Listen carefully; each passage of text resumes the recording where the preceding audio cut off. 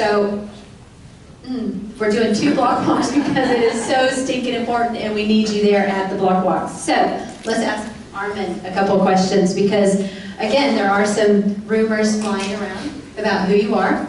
The first one being, and I've heard this comes from Gio himself, that you are a Muslim. So why don't you tell us about that? Sure. I'm a Catholic. I've been a lifelong Catholic. My father's Iranian, but my mom is Cuban. And I know another Cuban that's sitting here in the front row. And listen, my father... I'm an American who was born. That's right. American.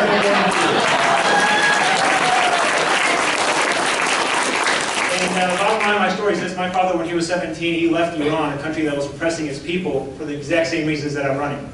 Oppressing its people from the ability to vote for whoever you want to vote for, oppressing its people from the ability to practice whatever faith you want to practice. And so at the age of 17, my father left Iran, came to Kansas, where I met my mom, and he's been a Catholic ever since he could be a Catholic. And so have I. In fact, my daughter was baptized this past week on a Saturday, and ironically enough, Giovanni, my opponent, actually attends the same church. So the fact that he spreads those rumors and we go to the same mass, it's kind of ironic. But that's Let's address another rumor that you are a closet Democrat. Yeah. So I've been a conservative Republican ever since college. I've been very upfront. Listen, when I was in college, a teenager, I interned for members of both sides of the aisle. I interned for a Republican. I interned for a Democrat. And life experiences ultimately make you who you are. I really believe that. And so, listen, I've seen what policies work, what policies don't. And the minute that I interned for the Democratic senator, that's when I realized, listen, I'm a Republican. And I knew that the first day that I finished the internship with her. It was a 4-week internship. And so, listen, my experiences as a husband, as a father, as a city council person, I've served as a Republican precinct chair the minute that I was able to do so when I came to Texas. My first vote in a Republican primary was actually for Ted Cruz when he was down on the polls. I've served as a state delegate for the Republican Party. I've been appointed by Governor Greg Abbott last year. And my record as a city council person, and I can attest, I know there's folks here on the crowd that live in Keller, it's been a conservative record. We've lowered the tax rate. That's right, Brenda White's precinct chair, she attested. We lower the tax rate each and every year. One of the things that I introduced for the first time in 30 years in Keller was an increase to the homestead exemption. And we did that. We went from 1% to 8%, lowering the dependency on property taxes. I authored an ethics policy, a page that, or 17 pages long. I had no staffers write it. I literally wrote the document myself. And so when you look at policies in our records, I'm very proud of my record. I'm very proud of my prior experiences because it's made me into the person that I am. If Ronald Reagan, this is a joke by the way, but if Ronald Reagan became a Republican at the age of 55 or whatever, imagine how much more Republican I am when I'm 55, 25 years from now. Okay, well my next question was, how do we know, like it was heartbreaking for a lot of us in this room to watch Gio turn on us. And how do we know that you won't do the same? And I think you just kind of addressed that. Yeah, bottom line, you either stand for principle or you don't. And you either have it or you don't. And you know, I was raised to, listen, treat your neighbors with respect, have compassion for your neighbors, but stick to your morals, stick to your values. On the city council, in the 3 years that I've been there, there's been many times where I could have very easily voted with everybody else. That would have been the easier thing to do. The harder thing is to be the single vote, whether it be the yes or the no vote. I've done that time after time after time. And so bottom line, when you get to Austin, I know that you're going to get pressure from the lobbying crowd. That's expected. What's not expected is for you to stand your ground. I believe in the simple notion that when you campaign, you got to govern as you campaign.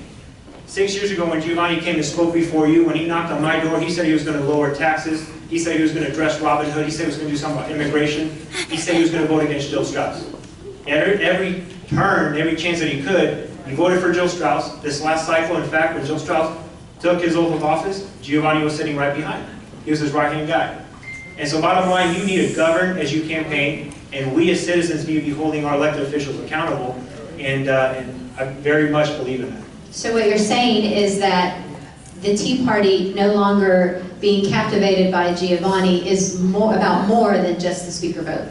Absolutely. It's not the reason that I ran. Listen, it's one of the reasons, and it's a very important reason. Jill Strauss, he killed a lot of conservative agendas because he appointed Democrats to sit on certain committees as chairs, and they killed legislation that came from the Senate or from the governor. It's an important issue, but it's not what drove me. Our dependency on property taxes right now as a city council person, when I have people tell me, hey, listen, I'm being priced out of my house, 60% of your bill is schools. We got to repeal Robin Hood. I think we got to get away from a reliance on property taxes. I like to see a shift to a consumption method. So whether you own a home, whether you rent, whether you're visiting the state or doing business, everybody's contributing to the system, less of a dependency on you. We have to repeal and fix Robin Hood if you really want to fix the tax issue. And when it comes to immigration, we got to continue to throw money at the border as we've done, $800 million. But one of the things that my opponent hasn't done is get rid of the magnets which entices and draws illegal immigration. Things like free health care for illegal immigrants or in-state tuition. We got to get rid of these things. In the 6 years he's been there, when he knocked on your door, he said he was going to do it. Time's up. All right, time's up. Not for you. I have one more question. Tell us about how your campaign's going at this stage of the game. How do you feel about it? It's going great. I'm really excited. We've had mailers that already been dropping in the district. We're knocking doors. And that's the way to do it. That's how I did it as a city council person when I was an unknown in Keller.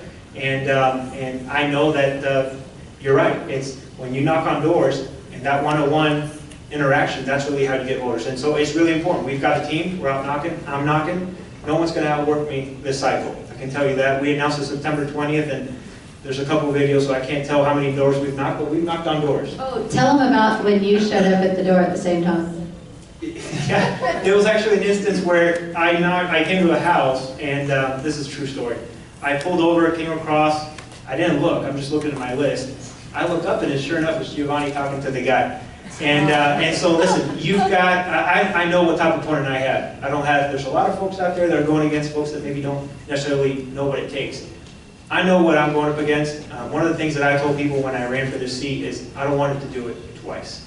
I want to win the first time. I don't want to be a polling sample for Giovanni Capriglione. Yeah. And so that's how we're treating this race. We want to win it the first time. We want to send Austin a message that if you're going to campaign with the Tea Party, if you're going to campaign on conservative principles, and then do a total 180, you're no longer going to have a job in the state of Texas representing the District 98. I love that. Okay, thank you so much.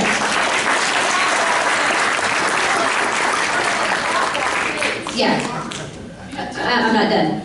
So, yeah, okay, so I hope you picked up on the fact that Giovanni is block walking, okay? Not all candidates do that. Giovanni is doing that. We have got to get out there and knock doors. So, January 27th and February 17th are NETTP block walk dates for Armin Mazzani. So, do we have those clipboards going? Let's get them going. There'll be clipboards on this side and this side for all three candidates, okay? So if you'll just sign up when you can block walk, that would be fantastic. Where's Aaron Harris? You're next.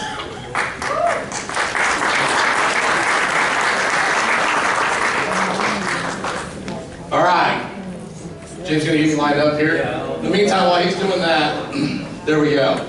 All right, how many of you here live in Northeastern Tea Party? It's the name of this club, Northeastern Tea Party. All right, you're probably in JP District 3, Northeastern. Is most of HEB, Colleyville, South Lake, Keller, yada yada. You have three candidates in that. The incumbent Russ Casey, Lenny Lopez, and Bill Brandt. I'm sure most of y'all are aware of that race. Russ Casey has filed suit to remove the other two candidates off the ballot on a technicality. And so JP candidates have to submit 250 petition signatures. Everybody in this room has probably signed one of those at some point. And Russ submitted 305 signatures. But if he gets below 250, he's no longer on the ballot. So Russ sued to remove his two opponents, one of which is here, Lenny. I don't know if the other one is. Lenny's in the back there. And so because of that lawsuit, it made his challengers look at his petition signatures. So Friday afternoon at 5 o'clock, I get a text with some pictures. And lo and behold, oh man, these aren't coming across real good, but we'll work through this. So lo and behold, we saw some sheets where the signatures all have the same handwriting. This is really hard to tell. Hopefully some of this one you can see a little bit better. So you can see the signatures. There's really not a lot of variation in the handwriting. And you look at that and you go, okay, it looks close, but I'm not real sure. But if you look at this R right here in Rutledge and this R in Rutledge, ironically enough, it's the same R in Russ Casey. And you'll also notice on this sheet, all the addresses are thorn pressed. Everybody see that? In this address, this sheet, all these addresses are thorn pressed. That happens to be Russ's street. Right here at the top, you see Heather Casey and Russell Casey. This is his street and his peeps. So yesterday we went out with a quick team that included a couple judges and some notaries that we needed. And we got affidavits. I happened to walk this street, being Russ's personal residence. And lo and behold, guess what? None of these signatures are theirs. So we got affidavits from Russ's neighbors. We got affidavits from people all over Bedford, Colleyville, North Richmond Hills, etc. These two I want to point out real quick, it's really interesting. They actually moved to Wisconsin, sold their house back in July. They closed from Wisconsin remotely July 27th. Russ put them on his petition November 10th. Right down here, Russ signed and notarized, and it says right here that I witnessed the affixing of each signature. So y'all need to remember that. So these are some of the other ones. This guy has the best name in Tarrant County. The guy's name is Jack Boot. That's awesome. Anyhow, and so all these signatures, these are all people we have asked. These last 3 sheets I've shown you, we have affidavits from every single one of these voters. So these are some more. And again, I'm sorry for the PowerPoint, but if you could see it better, you would notice that the handwriting is the same on all of these. And so we went out and got affidavits. And here's what the affidavits look like. It basically says that I am who I am, in this case Robert, I can't read it, in Bedford, and that this signature that has been presented to me that's on the petition is not my signature, and I attest to that. And so we put together, this came across our radar Friday evening. Saturday I went out by myself, knocked on about 10 voters, found them all to be fraudulent. So yesterday afternoon, we put together a quick team. I want to thank everybody that went out. So Lenny and Crystal Lopez went in with us, Alex Kim, Judge Deborah Neekum took time out of, these people all came out on a Sunday afternoon that was raining. Terry Gallagher, for those of you who don't know, Pat Gallagher, her husband's running for Judge, Patricia Baca-Bennett, or Judge Patricia Baca-Bennett, Joel Starnes, Matt Spano, and Christine Walborn, and of course myself. So, this story, we just published it on DAT. WFAA has it. It's going to be on 8 o'clock and 10 o'clock tonight. And look for more developments on that. This afternoon, we did go to TCGOP. Alex Kim, those of you that know Alex, where's Alex? Where's Alex? Somewhere in here is Alex. Alex is representing Lenny Lopez in a contest, and they have contested Russ Casey's signatures. So we're asking Tim O'Hare to remove Russ Casey from the ballot. We have more contested signatures than we need. We need 55 to remove Russ off the ballot. We submitted 67. We're going to be submitting 20 or 30 more a day, each day this week. So we're going to keep submitting those and get Russ off of there. So that's the first thing.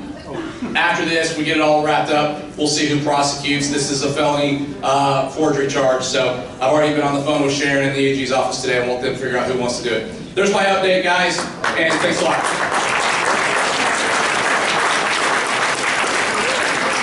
So if you're following us on Facebook, that was our big news break for the day. You heard it here first, all right? Okay, I don't know if y'all are aware of Russ Casey, but he's got this whole sexual thing going on with his, nobody even thought he was going to file to run, but he did. So this will be good riddance. Thank you so much, Aaron and Alex and Lenny. Okay, so now we are not getting out of here at 8 o'clock. I had said it would be 8:30 tonight, and we'll be lucky if we hit 8:30, but I'm not cutting candidates time short when they've traveled across the state to be here. So, Sid Miller, our Agricultural Commissioner, why don't you come on up and tell us what you're doing? 6 minutes. 6 minutes? Well, good evening, Patriots. It's good to be back with you. Of course, I'm running for re-election. I have 3 Democrat opponents.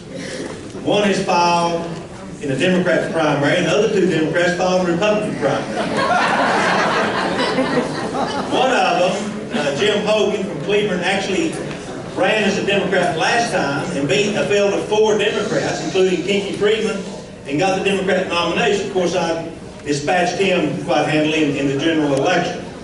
The other one is, well, you know, the only thing probably lower than a politician is a lobbyist. And my other opponent is an Austin lobbyist who has, at the beginning of the session, donated $2,500 to the Texas Democrat Party, which they promptly used to try to defeat Senate Bill 4, our sanctuary city bill.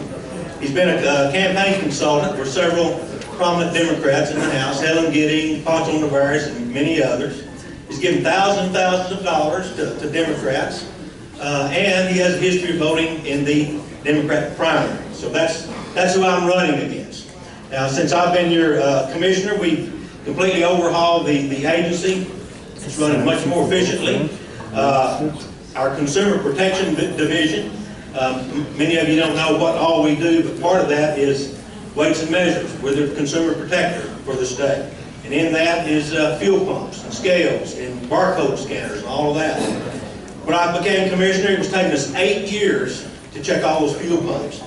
We now have it down to 24 months. And I have a program now where we're checking for credit card skimmers. It's been a real problem across our state. We're cracking down on those guys, and we're catching them, and we're shutting them down.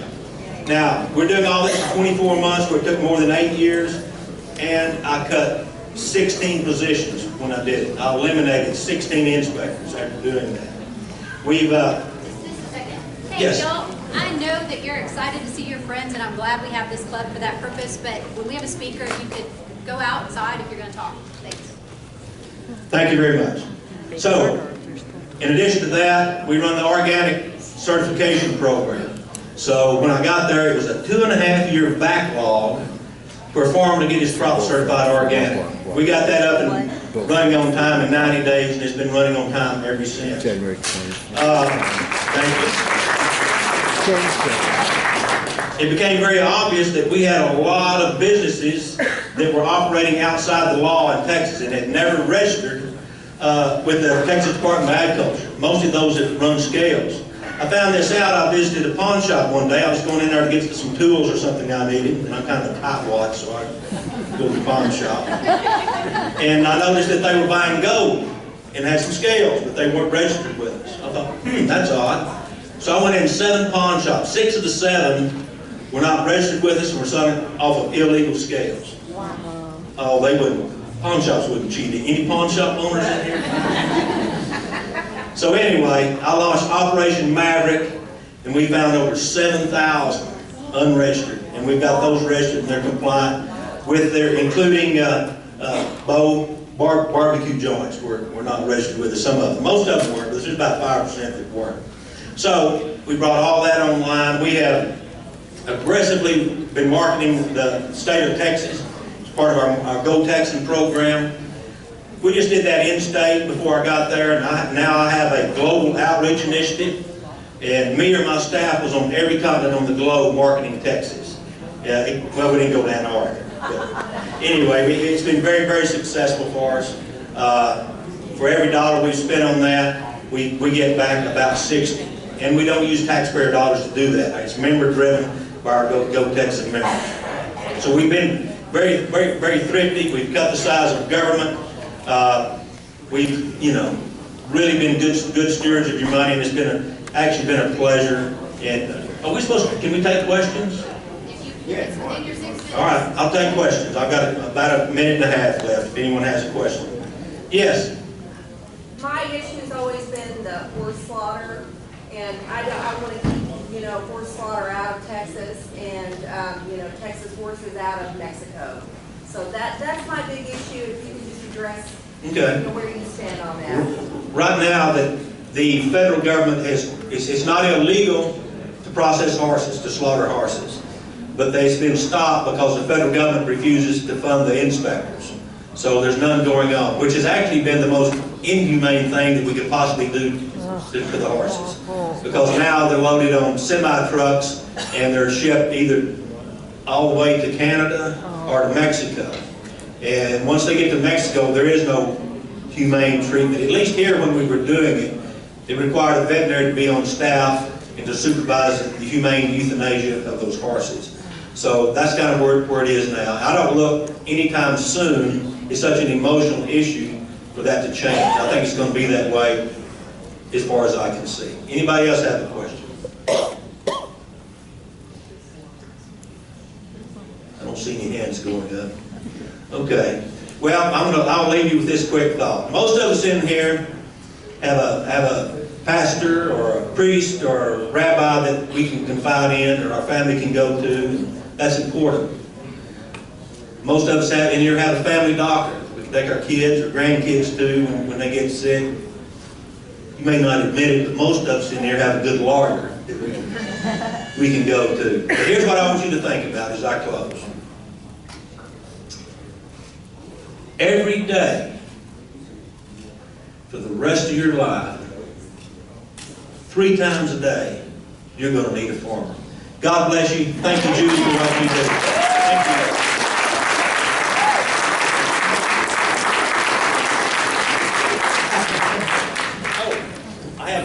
I have blue-bonnet seeds out. on the foyer. And I tried to give everybody my card, but if I missed you, not a big deal. My name and phone number's on all 400,000 of those pumps. You can find it. Very good. Okay, so like I tried to say a little while ago, if you're going to have a conversation, please step outside, because if I have to start naming names, I will name names. I see you, okay? So next we have Michelle Slaughter. Where is she? She's running for Criminal Court of Appeals, I think place 8, seat 8, what do they call it? Yeah. Come on up, tell us about yourself. You have 6 minutes. Well, good evening, everyone. I'm Michelle Slaughter. It's great to be back here. I was here with y'all back in September, and I got to meet a number of you, got a lot of petition signatures I was so grateful for. That helped me get on the ballot. I am running for Texas Court of Criminal Appeals, place 8. I am currently a district judge in Galveston County in my 2nd term there. I love serving as that judge, but I'm looking to take my skills statewide. Let me tell you a little bit about my experience as a judge. So as a judge, I ran initially because I was tired of complaining. We had a liberal activist judge in the 405th District Court in Galveston County, and I was so tired of complaining about it, I said, you know what, I'm going to do something about it. So I did. So I ran to beat a 12-year incumbent, and in that court was the least efficient, least effective district court in Galveston County with the highest reversal rate and by far the biggest backlog. And once I got in there, I just rolled up my sleeves and got to work and worked very hard and turned that court around. I transformed that court into the most efficient, most effective district court with the lowest backlog, and I did that within my first 2 years on the bench. So I was very proud to do that. I also promote transparency. I believe in transparency at all governmental levels, including the courts. And so when I actually got elected, I promised that. I started a Facebook page and started posting information about what was going on in the court, inviting people to come down and see what was going on in the court. As I tell all the jury panels I talk to, as I tell everyone on the Facebook page, these are your courts paid for by your taxpayer dollars, and you have the right to go in them and see what's going on. And there's very, very few exceptions to that. So I always invite people to come on down and watch the proceedings, and I relish that. I've had lots of people take me up on that, and I absolutely love that.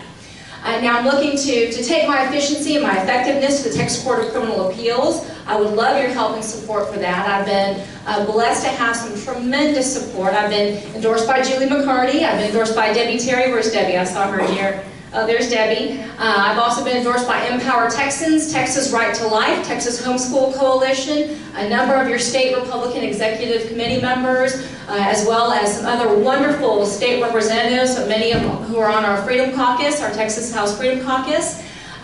Please visit my website. It's judgemicheleslaughter.com. I've got my full list of endorsements on there, a lot of information about me and the court.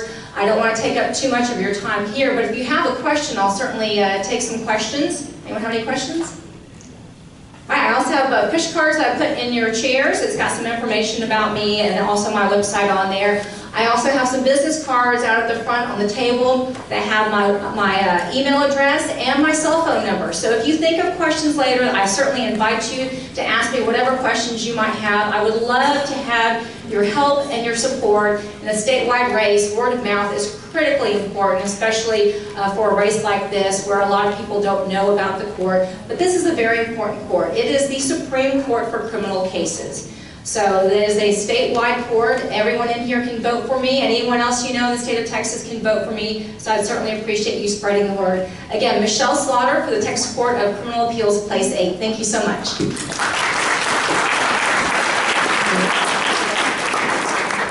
Okay, so when I let the word out that we were having statewide candidates tonight, Wade Miller said, can I have just about 30 seconds to talk about Ted Cruz? And I'm like, sure, of course you can. He brought the Cruzmobile and he asked if he could bring it. Well, then today he tells me that he can't make it for some personal reasons, and we're just going to have to settle for Raphael. Why don't you come on up?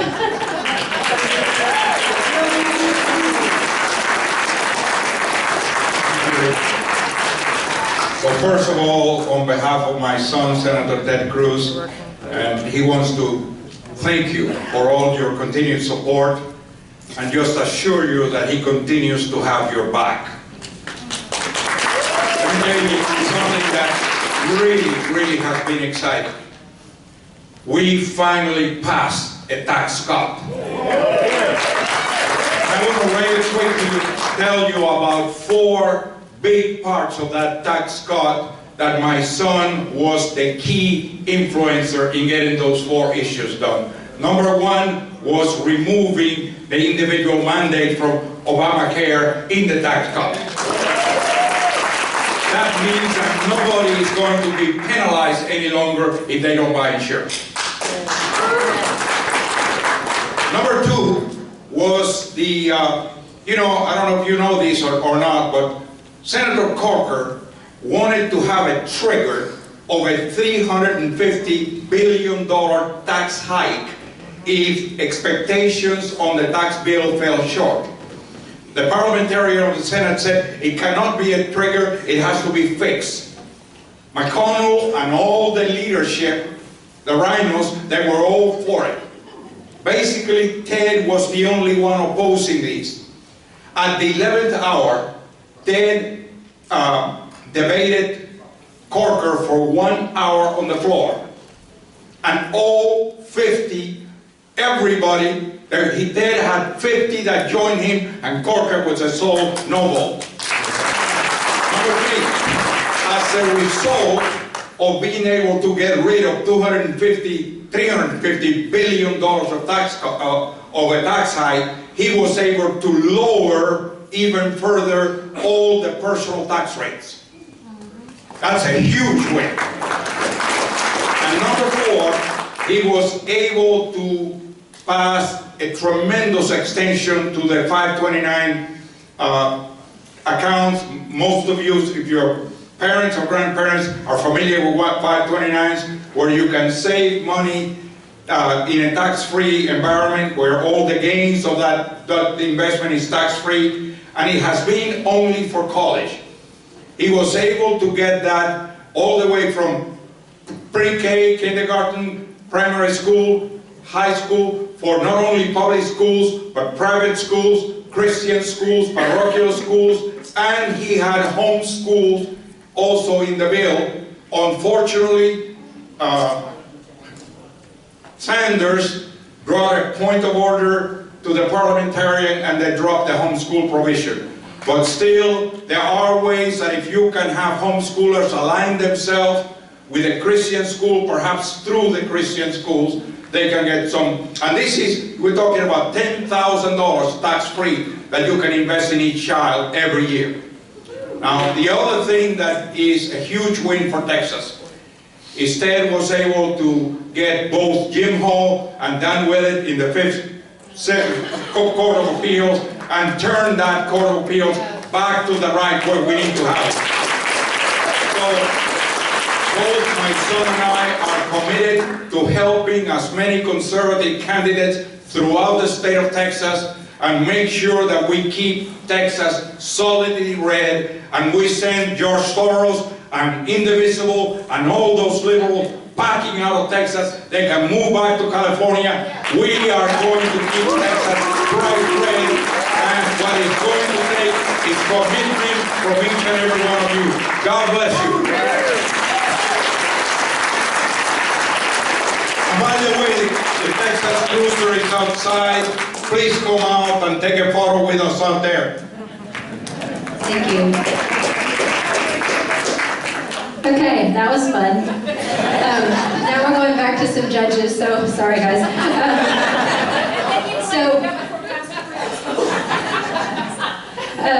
We were supposed to actually have tonight with us 2 Supreme Court justices from Texas, John Devine and Jeff Brown. Both of them have cases they're working and couldn't be here. But they have been to Northeast Tea Party on a couple different occasions. They're doing great work, so just keep that in mind. But we do have with us the man that Governor Abbott appointed to replace Don Willett, and that is Jimmy Blacklock. Yeah, I've never met you, so come on up and tell us about yourself. We're excited to get to, you know, you're unopposed, and that makes it really easy for you, but we're excited to get to hear who you are and let you know that we are here watching and keeping you accountable. Okay? All right.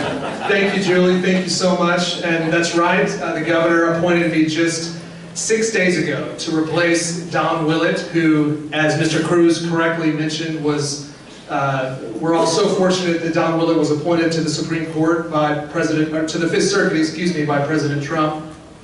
I'm perhaps the most fortunate person because that opened up a seat on the Texas Supreme Court, and Governor Abbott decided to appoint me. We got into this race expecting to have a primary opponent. There was a fellow by the name of Rick Green who had announced for the seat and was planning to run, and he had run twice before, and he's a good man, a very conservative man, a man who believes in the same conservative constitutional principles that I believe in. And I had a conversation with Rick, and we talked to him about whether both of us should run, and he agreed not to run. And Rick Green is supporting me, and I don't have an opponent in the primary. So I'm blessed to be able to say that, and blessed to have the support of Rick Green and all the wonderful people who have supported him over the years. A little bit more about me. I'm from Houston. Grew up in Missouri City, just outside of Houston. I went to law school, was a practicing lawyer in Houston, and I had been doing that for a while, and I was looking around wondering how can I use my talents to advance the conservative constitutional principles that I believe in. And President Obama had just been elected, and I looked around and I saw in Austin that then Attorney General Abbott was taking the fight to the president and going to court and fighting for the constitutional principles that he stood for and that I believed in. And so I said, I want to do that. I want to do whatever I can to help Attorney General Abbott in those cases. And so I was able to get hired into the Solicitor General's office. And very early on, I asked if I could work on the Obamacare case, on right-to-life cases, on cases where we were challenging overreaching EPA regulations that were brought by the Obama administration. And because of my work on those cases, I was able to develop a relationship with the governor, or excuse me, the Attorney General, that then led quickly to a relationship of trust. I became his closest legal advisor, and then when he became governor, he brought me over to the governor's office as his general counsel. And so I've been doing that for the last 3 years, until just the other day, last Tuesday, the governor appointed me to the Texas Supreme Court, and I'm obviously honored, privileged. It's a big responsibility to sit on that court and to be a justice on the court of last resort for all civil cases, including many constitutional cases, interpreting the Bill of Rights and many of the constitutional liberties that we all hold dear. It is our job at the Texas Supreme Court to apply the Constitution, apply the text of the Constitution, the text of the laws, not to listen to the clever ways that lawyers try to manipulate the text of the Constitution to get to a place where they want to go, but to apply the text of the Constitution as it was originally enacted by the founders of this country, and as the people who wrote it understood it to mean. That's our job, and that's our only job. Our job is not to reach an outcome that we want to reach. Our job is to apply the law the way it is written. And as I worked on those cases at the AG's office, the Obamacare case, the EPA cases like that, we won some and we lost some. And we won big and we lost big. But so often the reason for the win or the loss was the judge sitting on that bench and what kind of a constitutional philosophy that person brought to the bench. And so I learned working on those cases just how important it is to have people on the bench who will apply the text of the Constitution the way it is written and will not legislate from the bench and will not try to reach outcomes that some people may think are favorable. We will only apply the law because ultimately we are ruled by laws. I see rule of law over here. It's one of the principles that the Tarrant County Tea Party believes in, and that is the bedrock principle as far as I'm concerned, undergirding everything that we have in this country. We are ruled by laws. We are not ruled by judges. We are not ruled by lawyers. We are not ruled by bureaucrats or elected officials. We are ruled by laws that we, the sovereign people, have consented to be governed by. The people are in charge. You know, the preamble to the U.S. Constitution, everybody knows that. We, the people of the United States, in order to form a more perfect union. We learn that in elementary school. Does anybody know the preamble to the Texas Constitution? It's beautiful. Let me recite it for you. Humbly invoking the blessings of Almighty God, the people of the state of Texas do ordain and establish this Constitution. That's the preamble to our state constitution. Every child should learn that in public school as far as I'm concerned. Notice two quick things about it. It begins with God. We invoked the blessings of God when we founded this state. I asked for God's help when I took the oath last week, so help me God. Every elected official says it, and I meant it. And I know the other elected officials in this room meant it. The state of Texas asked for God's help at the outset. And then the second thing about that preamble is that it is we, the people, that establish the state of Texas. As I said, it is not the judges, it is not the lawyers, it is not the powerful, it is not the wealthy, it is the people. And the people are sovereign, and the people gave up a little piece of their sovereignty when they entered into the Constitution. And they agreed to be governed by the rules laid down as written in the Constitution. The people did not agree to be ruled by whatever 5 or so judges think is right. We agreed to be ruled by the Constitution. I'm going to work as hard as I can every day to apply the text of the Constitution the way it is written and to uphold the constitutional liberties that we all hold so dear. I'm thrilled to be here. Thank you for having me.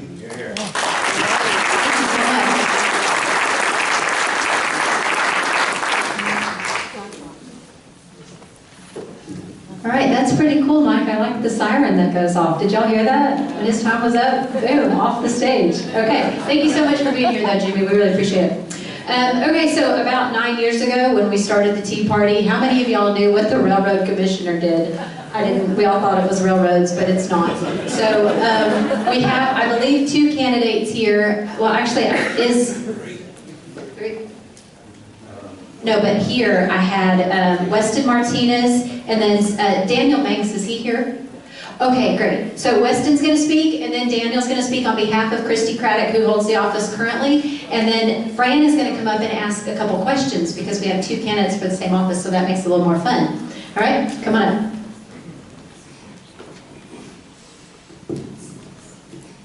Thanks, Julie.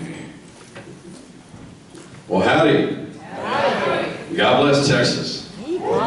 I'm telling you what, I'm Weston Martinez. I'm so glad to be here today. I drove in from Sodom and Gomorrah. Pardon me, I'm in San Antonio. Through the valley of shadow of death, that's Austin, Texas. But I've made it once again to the promised land, and that is here. And let me tell you what, these people, let me tell you what, there are all kinds of places I could have been tonight.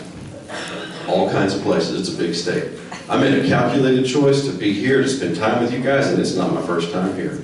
So we're excited to be here. The race for Railroad Commission is very, very, very important. There's a lot of stuff going on. And let me tell you what, how many of y'all are glad that people like Joe Strauss are not coming back? How many of y'all think there's more people like Joe Strauss still in office in Austin, Texas? You're absolutely right. And I'll tell you what, my opponent, unfortunately, regretfully, is one of them. When we talk about Bo French, Bo, praying for you, man. Sorry about the things with your family. When I look at what Charlie Guerin did, and I look at things inside the baseball politics, and the fact that his chief of staff is married to Christy Craddock's chief of staff, it makes me sick. But let me tell you what, I'm running for Railroad Commissioner because I love this job. I have served you as a commissioner for the state of Texas for the last 6 years, so actually I've got the most service as a commissioner in this race, as your Texas Real Estate Commissioner, serving you far and wide, and making sure that we are executing the roles and responsibilities of a commissioner so that the people are put first. Not your friends, not your daddy's friends, oil rig partners. Not the people that are voting on oil and gas interests that are yours. No, no, no, the people of Texas. And that's what I've had the privilege of doing for the last 6 years. So that's one of the reasons why people were excited to support me, because y'all know I'm a conservative. Y'all know I'm the guy that started the recall election against Julian Castro. Y'all know that I was fighting the bathroom bill in San Antonio before it was cool, right? We helped the people in Houston as well. Jonathan Sines, one of my supporters, he'll tell you, we helped win what happened in Houston. But it wasn't because it was me by myself. It was because we worked together. So the other thing that is going on is we have to also look at experience. I'm the person in this race that has been serving you and has actually oil and gas background experience. I've had oil and gas services companies that are mine that we've operated. And you know what? It's a privilege. I think we got enough lawyers in Austin. We don't need another lawyer in Austin. Okay? My opponent's experience is that of a lobbyist. How many of y'all think that we need to be taking votes to line our own pockets? Anybody? How many of y'all know we had a Texas version of Obamacare? Tom Craddock, her dad, passed a bill in the legislature that allowed Christy Craddock to keep her insurance as a dependent of a state representative after she was the age of 26 years old. And then The texting bill that took away some of our freedom, that was his bill. You know what? Connie Burton in the back of the room, he killed a lot of her legislation because he was mad because she was standing up for our liberty and standing up for our freedom. Ladies and gentlemen, I am the only person in this race that endorsed Ted Cruz in the primary and supported Donald Trump in the general election against our nemesis, Hillary Clinton. And if that doesn't make you mad enough, let me tell you what. I started my clock when I got up here. My 5 minutes hasn't gone off yet. Because I gave me a minute timer after it went off. You know, one of the things that I was looking at, because I hadn't fully made a decision to run for this race, even though I was building support over the summer, Julie. Let me tell you what, when Hurricane Harvey hit, and that Monday morning, I was in Academy, and I was loading up water and Gatorade, and I got a call from Christy Craddock asking me if I would endorse her for her race for re-election, when all the eyes of Texas were on the Texas coast and the people that had been hurt by Hurricane Harvey. That sealed the fate. Ladies and gentlemen, I'm pro-life, pro-gun, pro-family, and pro-Israel, and most importantly, I'm pro-Texas. And I'm Weston Martinez, and I appreciate your support. Just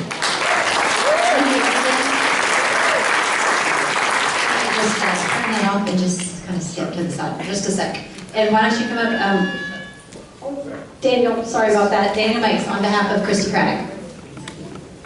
Hello everyone, my name is Daniel Manx, and obviously I am not Christy Craddock. But I am speaking on her behalf, and she is sorry she cannot personally be here tonight, as there was a scheduling conflict, but she does wish that she could be here. So, Christy was first elected in 2012 to be your Railroad Commissioner, and she is up for re-election in 2018. In her first term as Railroad Commissioner, she brought the agency into the 21st century with her IT overhaul priority. And so technology has continued to grow, but the state agency was falling behind. So now that agency has caught up with current technology. And Christy has been endorsed by Governor Greg Abbott, industry leaders that understand what it takes in a railroad commissioner, and that's why they believe in her and want her back in office. She has a really unique and creative vision for the state of Texas, and that's why she's advocated so long for a program for high school students that are interested in the oil and gas field, so they can start to prepare and train for those jobs in the future, as she wants to ensure that the workforce here in Texas is one of the brightest in the nation. And if re-elected, she will continue to lead on Texas energy issues and continue for Texas to be first in energy production. Thank you.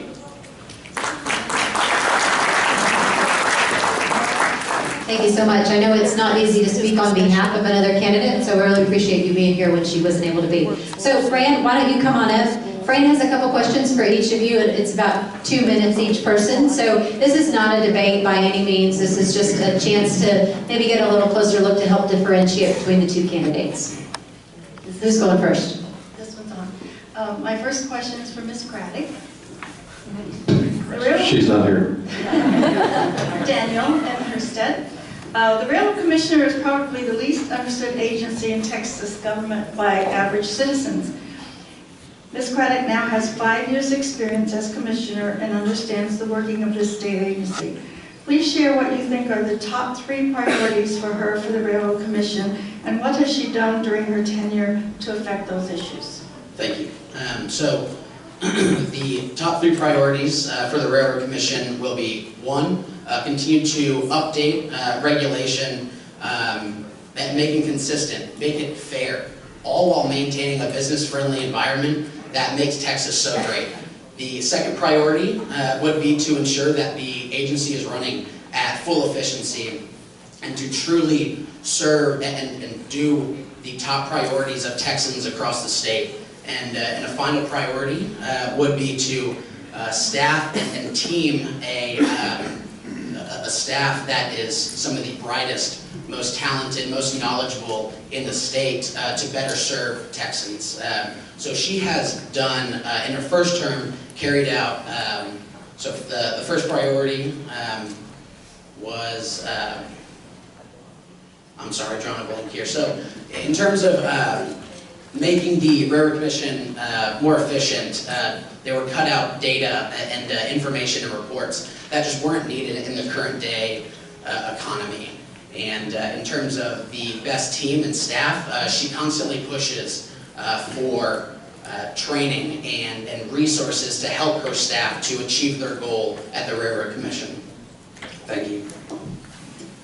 Okay, similar Same question question. for Mr. Martinez. What do you see as the top 3 priorities for the Railroad Commission? And if elected, how will you personally be able to affect those issues? And as a new member of the commission, are there any changes that you would make to the operation? Absolutely, and you know what? Just like we talked about a minute ago, you know, I already have the experience of being a statewide commissioner for the state of Texas. It is the exact same mechanics. It is the exact same way that you look and you process and you serve the public and you take care of the license holders. We have to make sure that we're providing a fair regulatory environment. We cannot have people picking winners and losers. Right now, today, there have votes that have been taking place where they have actually voted on issues that were benefiting Christy Craddock's own personal oil and gas leases without recusing herself. You know, it's a bad thing. When we're talking about the other thing is, we need to make sure that we're being transparent. Ladies and gentlemen, we have to rename the Railroad Commission. Julie McCarty made an excellent case for that. We need to change the Railroad Commission. No wonder nobody in Texas knows that anybody's regulating oil and gas in Texas. They think we're regulating railroads, and they think we're crazy. Ladies and gentlemen, it is a key distinguishing fact between my opponent's aide and myself, and that is the fact that we have to rename the Texas Railroad Commission to the Texas Energy Independence Commission, or the Texas Energy Dominance Commission with the appropriate connotation. Something like that. But you know, the other thing is, we also have to make sure we're not picking winners and losers. Regretfully, I'll tell you that right now, common carriers, pipelines that go in the ground, the guys put the pipes in the ground, then the folks that are putting the oil in there, they pay the person in the pipe to, kind of like a toll road. We don't like toll roads, but this is the way it happens. So in that situation, that has always been set by the free market. How many of y'all are for free market politics? You go look at the last Railroad Commission race, and that is an item that was pulled on the agenda, item number 4, because there are 2 commissioners that are looking at now starting to set the market for those individual carriers. And let me tell you what, I just came from Midland, had a great meeting over there, and those folks, they're sick and tired of being sick and tired. Ladies and gentlemen, we must take care. When we talk about staff, don't be finding the executive director, and now Kim Paxton's going to have to review her official actions as a commissioner.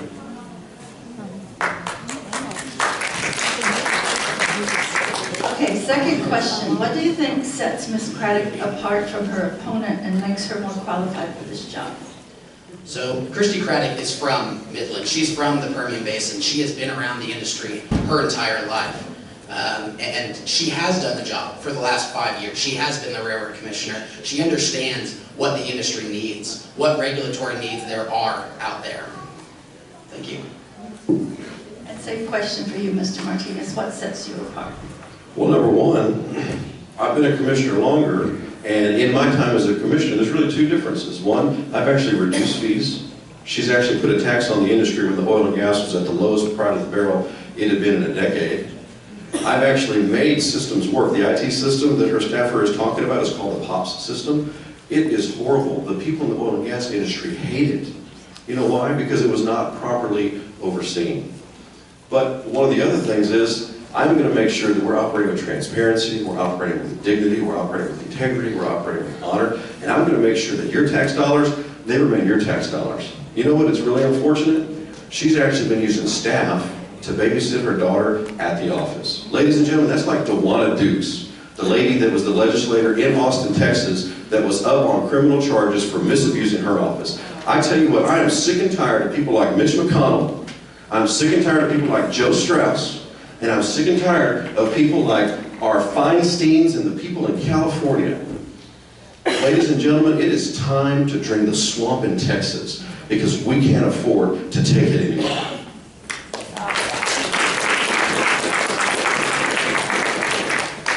All right, thank you both.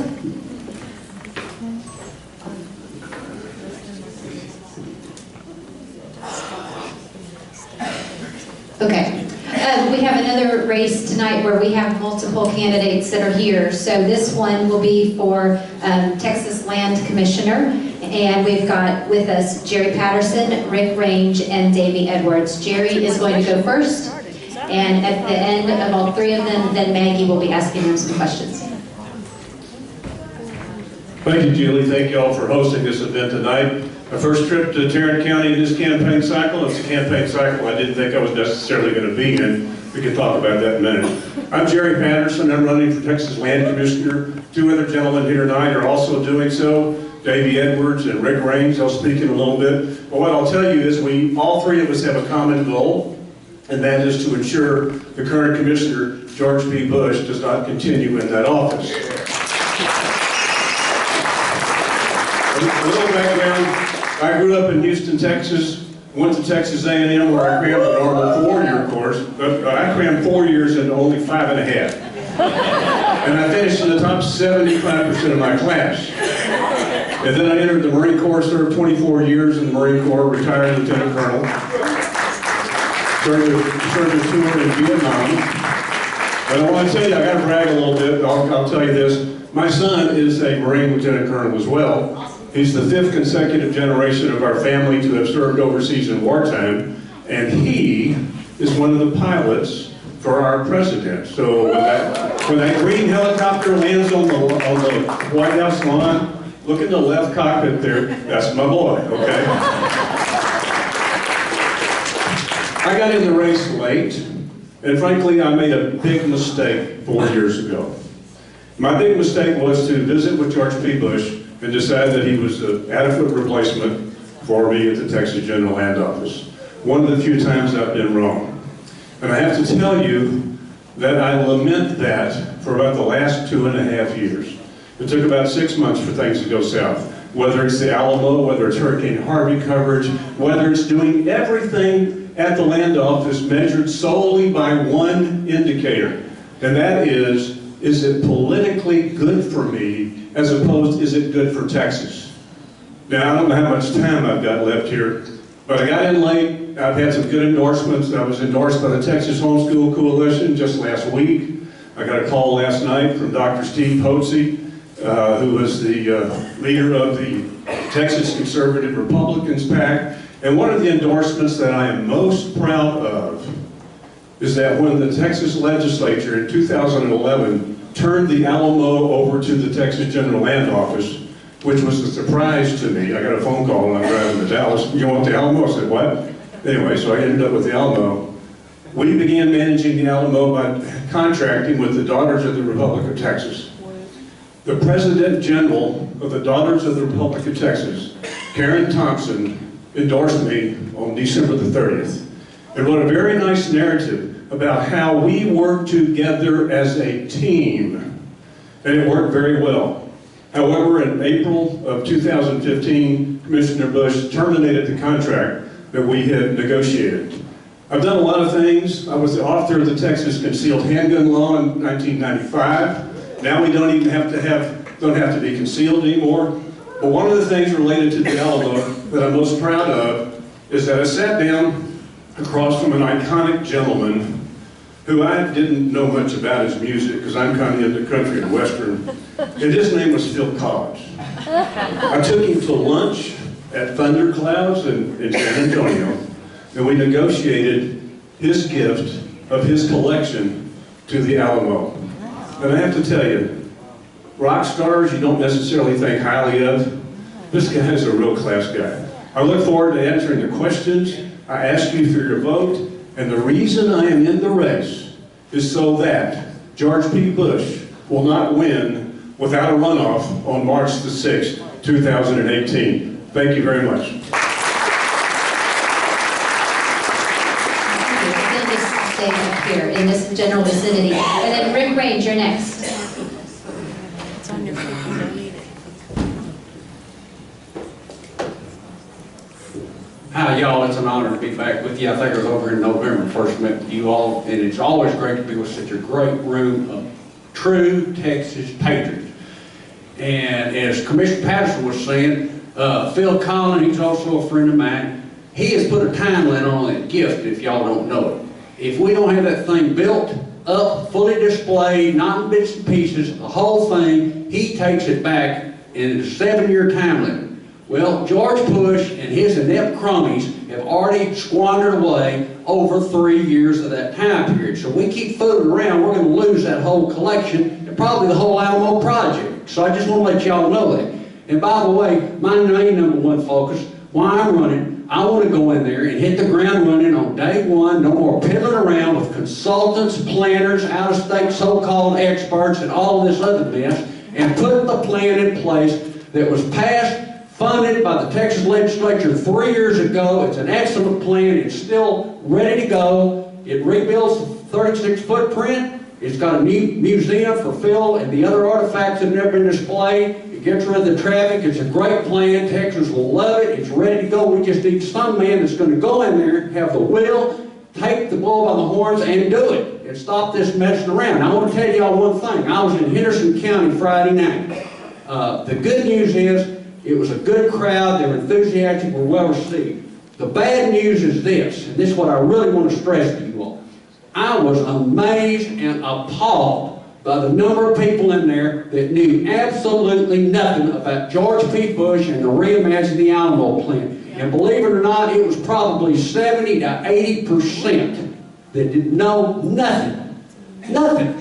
So what I'm saying is, this election is live or die for the Alamo, as y'all here know. We've got one chance to save it, and I want to ask each and every one of you all to join the Army, step across the line, and make it your mission to contact every single person you know in the state of Texas, whether it's by email, phone, Facebook, whatever means, and let them know what's at stake here. Because if we don't get together and act as one, we are going to lose the Alamo that you and I have known all of our lives. Once the pressure is off of this election, if Bush is reelected, he is going to bend to the will of that radical San Antonio City Council, as sure as I'm standing here. And the story of the battle, the story of the heroes is going to be swept out of there if we stand by and let it happen. So I'm appealing to you all. We worked on this for 5 months on the Facebook. We've done everything we can. Other individuals have gone all over the state, and we've preached it, and still there might be 20% of the voters that know it. That has got to change, and change fast. Early election starts 6 months from today, folks. 6 weeks.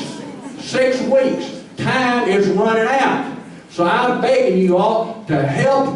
And by the way, one last thing. Part of their plan is to move that cenotaph out of there, and I want to tell you all, that cenotaph, if I'm elected, is not going to move 1 inch. If needed, I'm going to send armed Texas Rangers down there and guard that thing 24 hours a day. They are not going to go in there and pull a thief in the night raid like they did when they went in and destroyed and tore down that Confederate statue in Travis Park. It ain't going to happen on my watch. Thank you very much.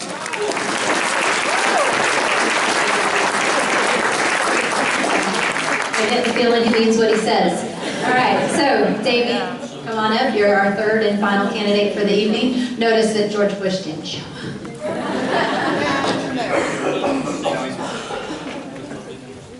Howdy, thank you for having me here tonight. This is not the first time I've been here. I've been here a couple of times to visit with y'all. One of the times that I was here was to let you know the work that we did to push back the federal government on the land grab around the Red River. I was the surveyor that, I guess uncomfortably enough, was under your administration, that I came into the General Land Office as an advisory on what was going on because my expertise on river movement and its effect on riparian boundary got to Congress, and we convinced Congress that that was an illegal move, improper surveying methods along the Red River, and we got the Bureau of Land Management to admit back in March that they used improper surveying procedures. And subsequently, by November, the lawsuit, the Adderholt v. BLM lawsuit, was settled in favor of the Texas private property owners. Yes. So we protected the private property owners. And I like to say it wasn't all me because it wasn't. We had a lot of people involved in that, but I was honored to go up there, volunteer my time to go to Washington and convince the people up there that what they were doing was basically a land grab. So those are my qualifications. I'm a professional land surveyor, Texas, Oklahoma. I'm a licensed state land surveyor, one of 60 in the entire state of Texas. I'm also a federal surveyor under the authority of the BLM. I don't like to say that very loud. But at least I know what the right ways are, so I can actually attest to that. I got my master's in geospatial surveying engineering and my doctorate's in geosciences, so I understand the geology of Texas, but on top of all that, I'm a 6th generation Texan. I'm a member of the Sons of the Republic of Texas. And as you heard passionately over here by my opponent, Rick Range, the Alamo has become an issue. For a century, it was under the Daughters of the Republic of Texas, the stewardship, the custodianship of that. They took care of it. And in 2011, legislation put it under the Texas General Land Office, under the administration of Jerry Patterson.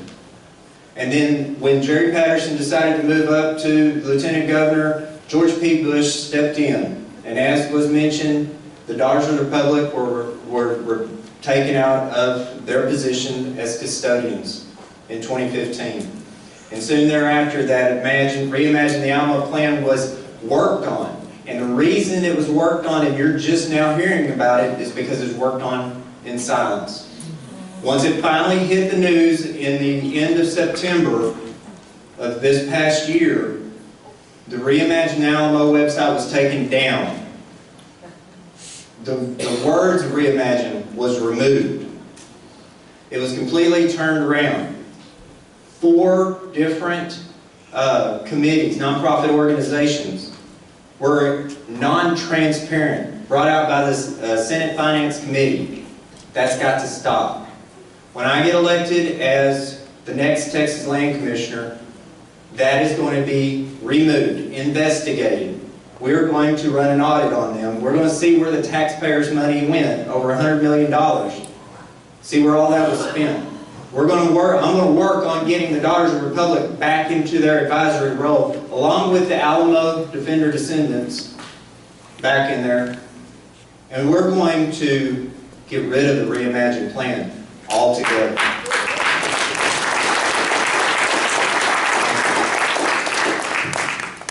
Okay, so y'all know Maggie, right? As passionate as she is about Ted Cruz, she is just as passionate about the Alamo and the whole fiasco surrounding that. So I asked her if she would come up and ask some questions of these 3 gentlemen.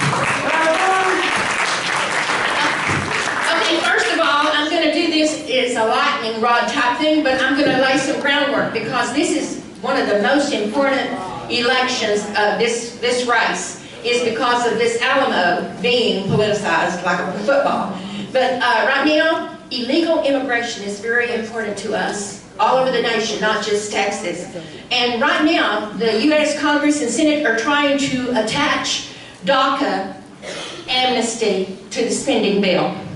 So there's going to be some questions that are going to be asked whenever I get through laying the groundwork, and it's going to be lightning rod type thing. And this is for the record, because they'll probably all say, oh, I'm against that, but we need to look at the record if they have a record. And then the next thing is your relationship with President Trump, so as that when he gets ready to build that wall or secure that border, will you be able to work with him as our land commissioner of Texas? Because that's going to be very important.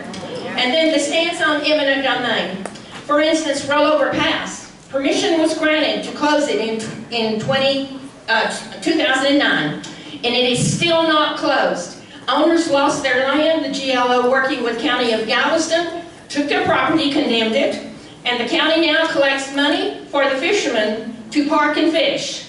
And it's been 9 years, y'all, and there's been other things with eminent domain also. And this is something that is very important with our property rights in Texas. We, as conservatives, we are very concerned with that. Okay, the Alamo has become a political football. 2011, like they said, they took it from the DRT. I'm a member of the DRT, but this is not because why I fight for the Alamo. I had family, ancestors that fought in the Republic of Texas Army. And, okay, in 2011 that happened. In 2012, Jerry Patterson put our Alamo, signed a letter with UNESCO. And this made Julian Castro, that was mayor then in San Antonio, very happy. And this whole thing, Reimagine the Alamo, has been taking place behind the scenes. July 2015, George P. Bush, again, dismissed the daughters. And then October the 14th, I was driving down to Save the Cenotaph rally.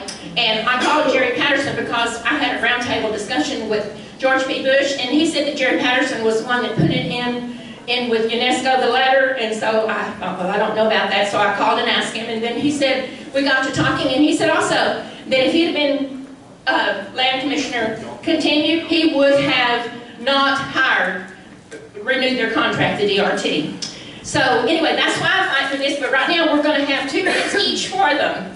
And so the first, I want you to do lightning rod type answers. And then you'll get the time to go back because you have 2 minutes each and maybe elaborate on some of the things I've said or some of the things that are the lightning rod. Okay, on illegal immigration, are you for it or against it? And we'll start with you, Greg. Illegal means illegal, period. Okay. That's my position. I will use the office to help the Trump administration any way possible to build the wall where it's needed, any other cooperation needed. Okay, I want DACA canceled, and I'm anti-immigration. Okay. Sanctuary cities. You have 2 minutes, come on. Sanctuary cities, no. In-state tuition for illegals. Absolutely not. Amnesty for legal status for DACA. No. Guest worker program. Possibly only with very tight, high restrictions. Okay, and now is your relationship, or can it become, with President Trump so as to work with him to build that wall?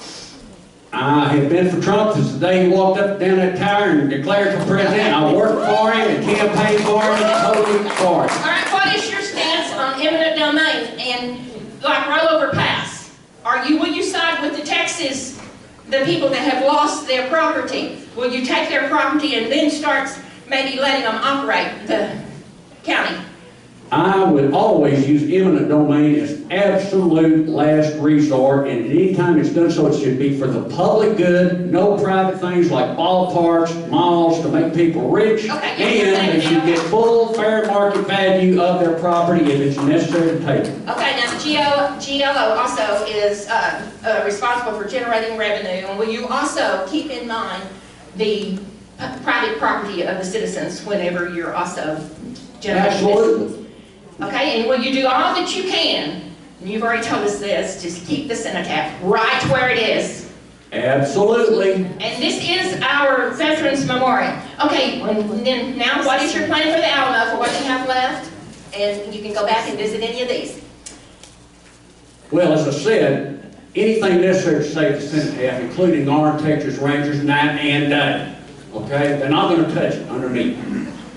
The plan, as I said before, it's already there, it's ready to go. I personally know and I'm acquainted with all the expert people that would be needed to put this plan in place because I've worked on projects with them for 15 years. They're all ready, willing, able, and chomping at the bit to come in here and put this plan in place. And they're not going to have to be paid $3 million like Mr. Scarmaeus and Bush's other buddies. They're going to do it for a reasonable fee. A lot of them would do it for free because they love the Alamo. That's what we got to do. Get in there and get that plan in place. Enough piddling around.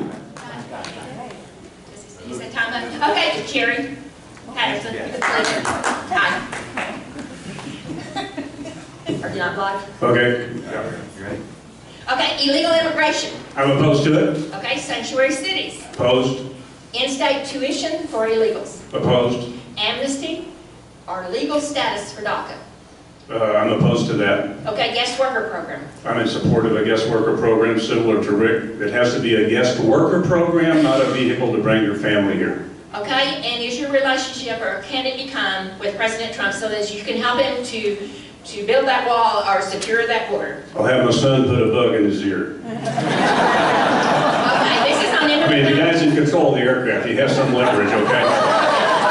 Okay, what is your stance on eminent domain? For instance, rollover pass. A rollover pass. Let me elaborate on rollover pass because there was a lot of time there.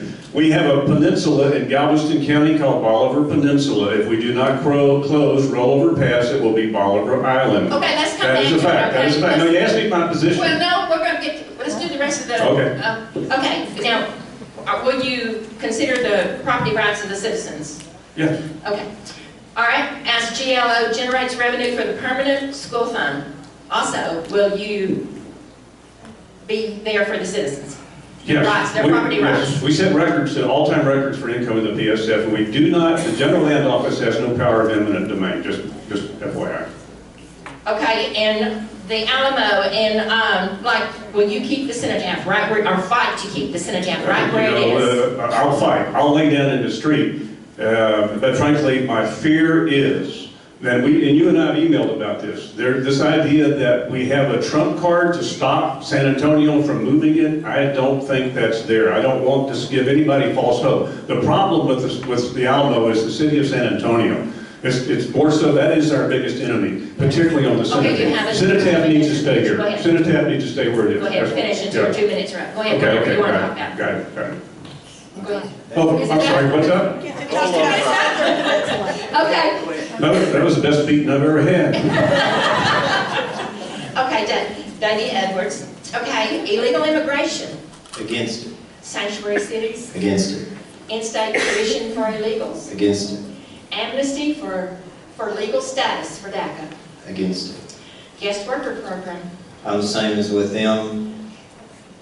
All right, is your relationship with, or could become, with President Trump so as to help him with all possible, if you're the GLO, to secure that order? I am for Trump. I will work with him. Okay, and with eminent domain, for instance, like rollover pass, will you protect Texas property rights for the citizens? As I mentioned earlier, I'm for property rights and only use eminent domain as the last resort. Okay, and will you do all you can possible to keep that cenotaph right where it is? I'll do the same as everybody else laid out in front of it, but I want to look for, I'll revisit that. Okay, and plan for your Alamo, or the Alamo. Preserve and protect. The primary thing to do is to preserve and protect the Alamo. Okay, you So now I can go back. Okay, so the cenotaph sits on city property, as he alluded to a while ago. And my thought is we, as the state of Texas, can go in there and purchase the land that it sits on, plus the cenotaph, and put it all under the Alamo complex so that it stays with the Alamo and the Alamo complex from here on out. And to preserve and protect the Alamo is one of the things that I want to do, and I have already discussed with a lot of Texans, and that's exactly what they want to do.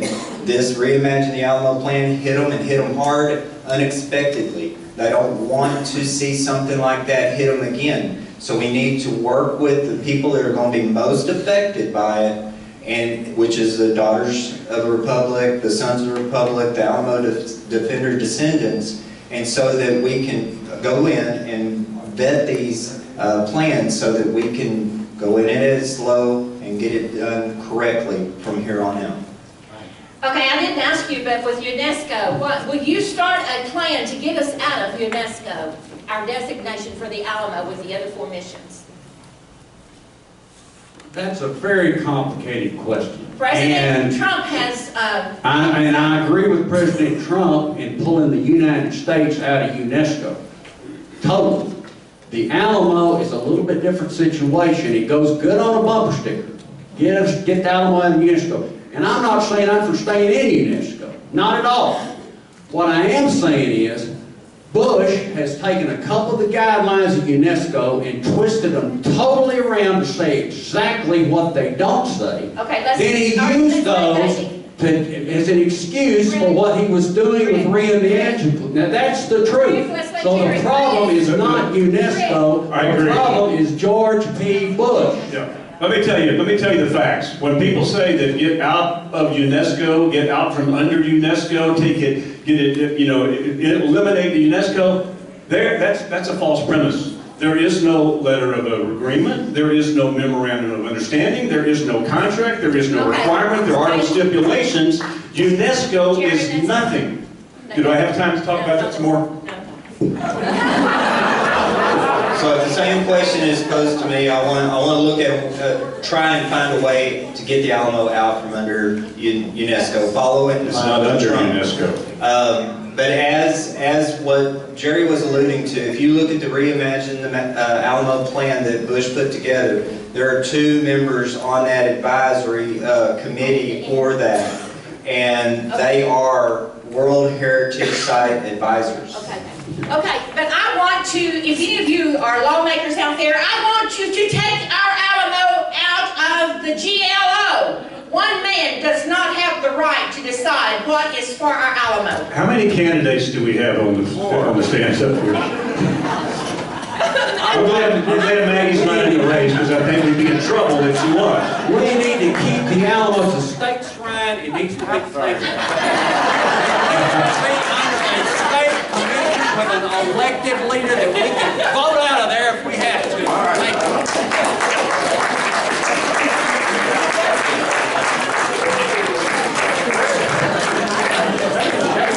I don't know what to say. Okay, so this is why the whole thing confuses me, and this is why I had Maggie do it. So clearly there's more research to be done here. I think all 3 candidates actually had really good things to say that made me raise an eyebrow. So definitely be paying attention to these. Talk to Maggie or other educated people if you want to get more information. Okay, we have a few more races to talk about. Is Sheila Page here? Sheila. Oh, you're supposed to sit in the front and be like ready to go. So she's gonna run up here, and then after her will be Veronica. Is Veronica ready? She will be up here ready to go as soon as Sheila Page is done. Okay. Dr. Page is actually not running for anything, but she has information that we thought would be important for Veronica's race. Hi, I'm Dr. Page, and I'm president of the Texas chapter of the American Association of Physicians and Surgeons. Most of you probably have not heard about MACRA if you're not in the medical profession, but it's a law that was passed in 2015 and signed by Obama, and it was authored by Representative Burgess. And MACRA is Medicare Access and CHIPS Reauthorization Act, and it is a data collection and care rationing law. It will change the way your care is done in the future, and it will affect all of you. Nobody can get out of it. One of the things that you need to understand is that MACRA was passed under the guise of repealing another really bad law. And so using that desperate need by the medical profession to repeal that law, they were able to have MACRA be a vehicle for another law that was used like a replacement, and it's much worse. It strengthens Obamacare. It requires data collection of all patients, 100% data collection without your permission of all patients. And it doesn't matter what your insurance coverage is. It also grades physicians on a score of 0 to 100. All physicians get graded by this score determined by MACRA. There's 2,200 pages of rules governing this law. And it's going to be very hard for physicians to figure out how they're going to get scored. Those scores will be published publicly, and the scores determine how they're paid. So physicians will be competing against each other for pay. And it's going to be within a fixed system of points. So they get, some physicians will be punished with a cut, some physicians will be rewarded with a bonus, and some will be neutral. It's a fixed system. There's always going to be winners and losers. One of the ways that you get rewarded is by reporting 100% of all your patients' personal health information to the federal government, and that they will have full open access to your records. The physician is not allowed to protect your records. They will be disqualified if they try to block your data. Another way that the physician will be scored is on cost. So the physician gets good scores if they don't spend too much on your care. So if you think about that, what's the natural outcome of it? The physicians will prefer healthy patients. It's going to be harder for a physician to see a sick patient because that costs more. It's going to make their scores drop. And it doesn't take a lot of difference between one physician and the other before you have one that gets a bonus and one that gets a cut. Remember, every year physicians will get a cut, no matter who they are, if they're on the bottom end of that score, and it's a fixed system. You can't get out of it. So eventually, physicians that are being cut every year will be bankrupted or be forced out of practice. That is the underlying goal of this law, is to force private physicians out of practice and into a more corporatized system that's already in place and will grow. And that way, your care will be centralized and there's more control. And I want to give you a real quick example of how some of the quality and cost control works.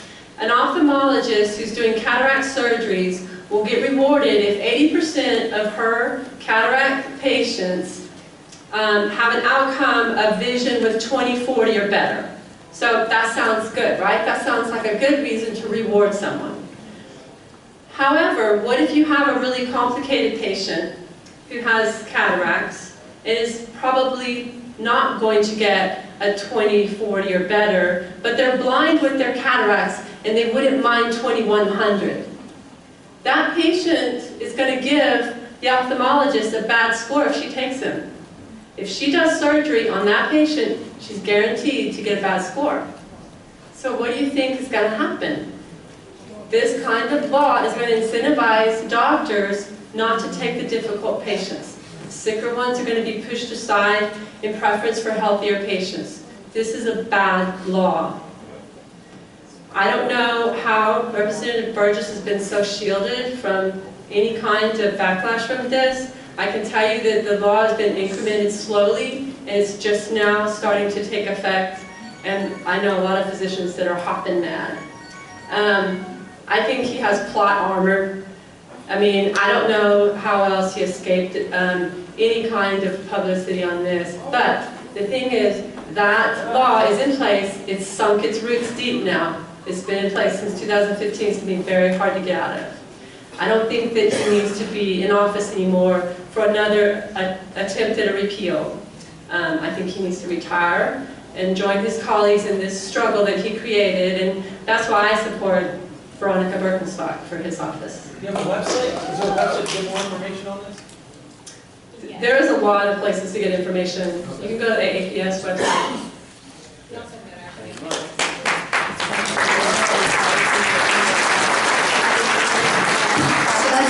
Eye-opening, and I just want to make sure you're crystal clear on the author of that bill. Can you all just tell me who it was? Congressman Burgess, right here in Tarrant County. So thankfully we have an alternative. Come on up, Ron.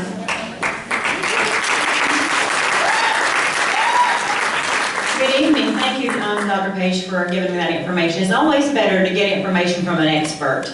And I don't think I know everything, but I know about some things, and I know enough to always try to find an expert. I am running against Michael Burgess for U.S. Congress for District 26. I decided to do this many months ago when I found out that we did not have a voice on the Hill. We have a body, but not a voice. And I can give you some key examples. Our congressman in City 26 has missed 256 votes and counting. If we had missed 256 days of work, would we still be employed after 16 years? Not only that, in the last 45 days, he missed 3 very, very important votes. Those votes were, one was a slush fund. How many of you heard about the $17 million slush fund? How many of you in favor of any kind of slush fund? If there's a slush fund vote going on, you need to be there to vote no against it, okay? We should be they should be subject to the same laws that we are. The next one was for, and I can give you all these House bill numbers, but basically what it meant was to be able to equip our border security with equipment to detect illegal drugs coming across the border. This was a funding mechanism to protect our border from illegal trade and illegal drugs. How many of you think we have an illegal problem at our borders? Burgess did not show up for that vote, so we didn't have a voice. If you don't show up, you don't have a voice, even though that's your job. The third one was, has anyone heard about Rocket Man? Yeah? I like that name, I can pronounce it better. He didn't show up for the sanction bill, the sanction vote on that bill. So those are three very key issues. These are not votes where you vote on whether or not to take a break, or take a recess, or come back next week, or what have you. These are three key agenda item votes, things that this Tea Party stands for. And we only get one voice. I understand that Dr. Burgess sometimes tells people, well, I have all this seniority and I have all these important jobs. Well, he's been there for 16 years. He's not part of leadership. He sits on 2 subcommittees. Have you heard of the Energy Committee? Did you know we ran out of gas during hurricane and we got 1 drop of rain? He sits on the Energy Committee. And FEMA office is actually in Denton. So no coordination, but you know where he was? He was in Puerto Rico at a picture moment. He ranks number 38 out of about 220 Republicans on the Hill. If you've been there for 16 years, and you've been at your job for 16 years, and you're not part of leadership now, how many more times do we have to send you back to be part of leadership? Have I ever been on the Hill? Just about as many times as he has. I've never been an elected member of Congress, but I have been on that Hill. I've been on that Hill for over 20 years, actually longer than he has. I've been fighting for small business rights in this country, and I continue to do that whether or not I'll ever be a representative or not. But I do believe that one day we will be there. We will have a strong conservative voice, a woman that will get things done. I'm very frustrated over the fact that for the entire, almost a whole year since January 20th, we've had the opportunity to make a real difference. The Republican Party had control in both House and Senate and the White House, and we wasted a whole year getting major agenda items. I thank God for people like Senator Cruz who did help get that tax reform across the bill, but Dr. Burgess was not leading member of that party either. If you will recall, he ran on the promise. He says, I will honor your pledge if you will send me back to repeal and replace Obamacare. There was not one bill that the House passed that had that in there. There was an insurance reform bill, but that was not a repeal bill. It was not the bill that they passed over 60-some times when they knew Obama would sign it, or wouldn't sign it. But they knew on January the 20th that President Trump would sign that repeal bill, and what did they do? They waited until March to even have it a markup, and then it wasn't that bill. Only until August did we have members of the Freedom Caucus that actually signed a discharge petition, which really had no light of day. Dr. Burgess is not a bad man. I think he was a good man. I think he was written some very bad laws. And the one that Dr. Page just talked about, you know where you can find a really good copy of that? Go to Nancy Pelosi's website. It is there right now. That's where it is. You can find a whole bunch of information because she thinks it's the greatest thing since sliced bread. She says it solidified Obamacare, and that's what it did. When you heard about death panels, it's very real. They just call it something different. It's called macro. Tonight I want to talk to you also about, if I've got any more time, is about what I do. There's a lot of misinformation out there what Veronica Birkenstock does. I totally stand against illegal immigration. I have made a business for the last 21 years of proving that. Yes, I do bring in guest workers. That's what I do for a living. I do it because that's the law. That's what the law says you must do. You must do it the legal way. I have never, ever taken a job away from an American. In fact, if you have anybody here tonight that's looking for a job, it will be my pleasure to help them find a job. But my customers are businesses right here in Texas. CD26 has more employers, second to only Houston, that utilize this program, which means people here in CD26 understand that illegal immigration is a problem and that there needs to be a legal option to be able to employ workers when Congress will not do anything about entitlement programs. That's what I do. I do it legally, I do it honorably, and every person that comes in this country, I know who they are, they've been vetted, and they come across that bridge or through that gateway when they come in the United States, and they understand that the reason why they're here is to do a job and do it well, and they go home. And if they don't go home within 48 hours, they were reported to USCIS and Department of Labor, and we know where they are. But most of our people come back year after year. It's the same employer, the same worker who pays taxes, who pays Social Security, that will never ever draw a dime of that. If you would like for me to give you more information about that program, I'm happy to do that for you. But I stand here today very, very proudly on what I have done as a career because I took President Reagan very, very seriously when he said in 1986 we will do amnesty one time and one time only. We will not do it again as a nation. And if you hire an illegal alien, you will pay a fine or you will go to jail. I took it seriously and I have done it for the last 21 years and very proudly say that's what I do as a business. I ask for your vote. I ask for your confidence, and I ask for your favor and your prayers, because this is not easy running for office. It truly is a swamp. As my good friend Lisa says, it's not just a swamp, it's a tar pit.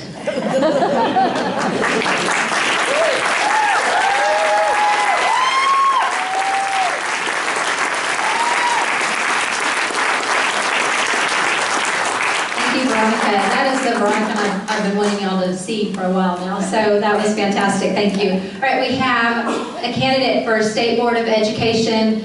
I'm sorry, I'm not even going to try to pronounce your name, but I think the first is Faye. I have no idea how to do the last name, so I'm just going to let you cover that. But please welcome her up.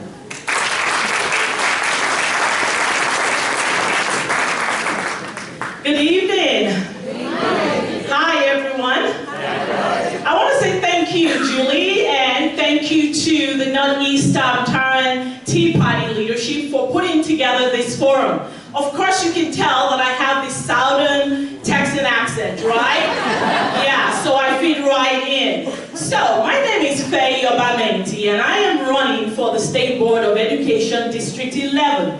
I am going to basically share with you within the 6 minutes that I have, and so we do this very well in the classroom. I'm going to basically share with you under 3 categories. First, I'm going to give you some facts about our public education system. Secondly, I'm going to tell you about myself, and thirdly, I will tell you why I am running for the office.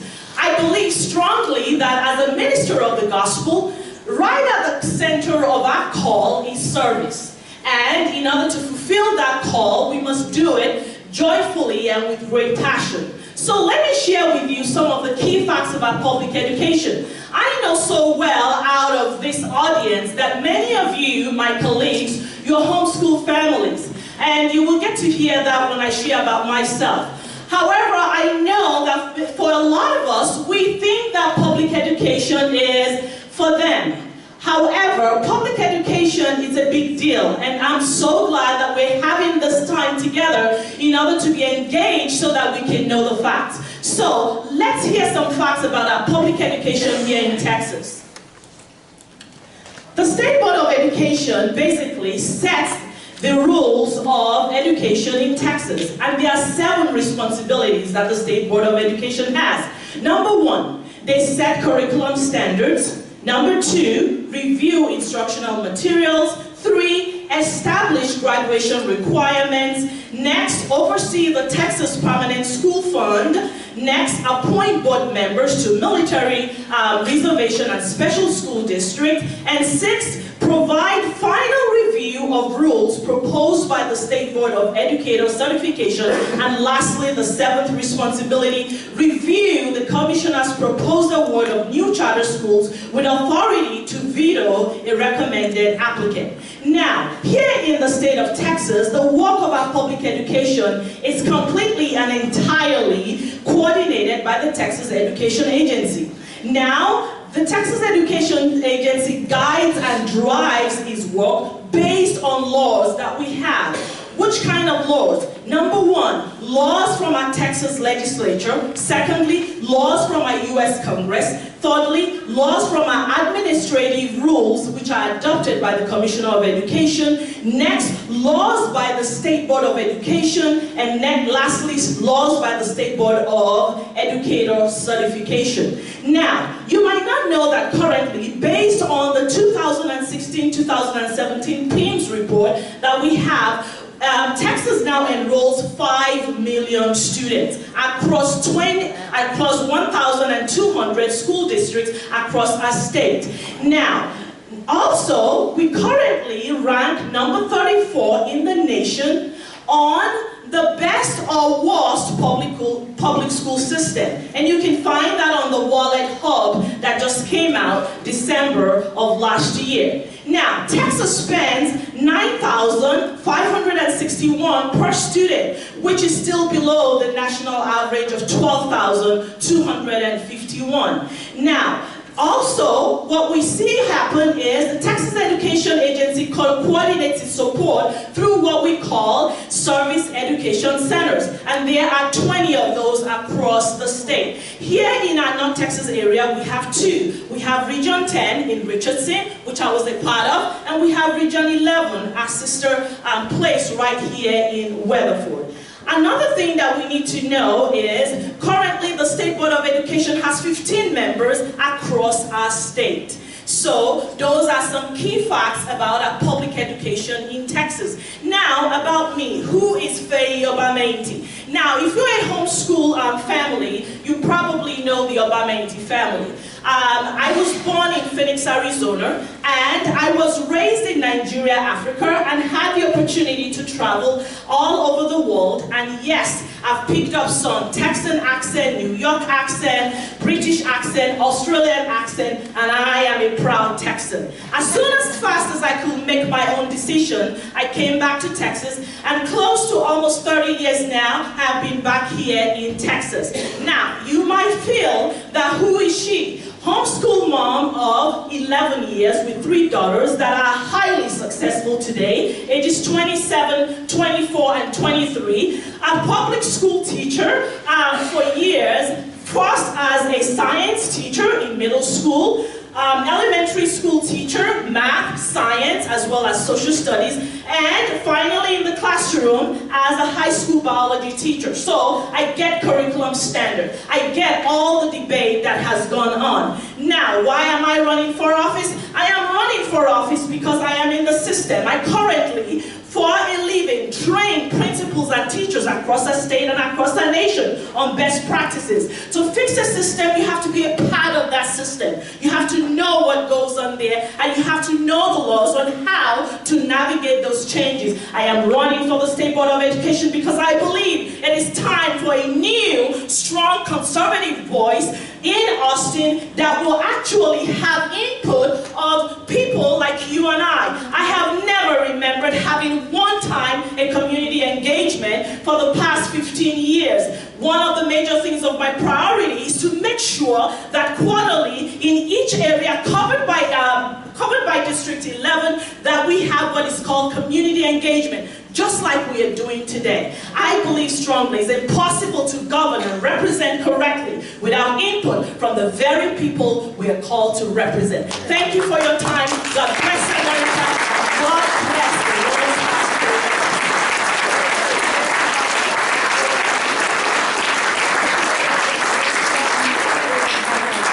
I'm pretty much a big fan of getting about for anyone that would run against Pat Hardy. So, okay, so we had 3 candidates that contacted me today and wanted to speak. So I said if we had time at the end, they could. So if you are Craig Sanders on behalf of Andy Pryor, Dib Waldrop, or Cheryl Serber, you may have 45 seconds. Okay, so are you 3 here? Come on up. Because we're really trying to get out of here by 8:30. What time is it? It's 8:27, and we still have local candidates to introduce. So, you got 45 seconds. Watch that clock right there. Literally 45 seconds. Okay. Hi, my name is Cheryl Serber, and I am running for State Board of Education, District 11. By the way, I want to see a show of hands. How many people here feel like our school system is really doing well? Nobody? Okay. Well, the person who's in there right now has been there since 2002. You think maybe we need a change? And I went to TCU. I graduated in 3 years at the age of 20. Got my second degree at 21 and now have my MBA. I think we need to teach kids and incorporate things like things you need for getting a job and with business, economics, things, oh man, there's almost no time. But anyway, my name is Cheryl Serber. I'm running for State Board of Education. Go to voteserber.org, or you can go to facebook.com and go to /voteserber.org. Anyway, my claim to fame is particularly special needs kids. I had a daughter that passed away, but I was very active in that, and also we have a valedictorian, so it's both extremes.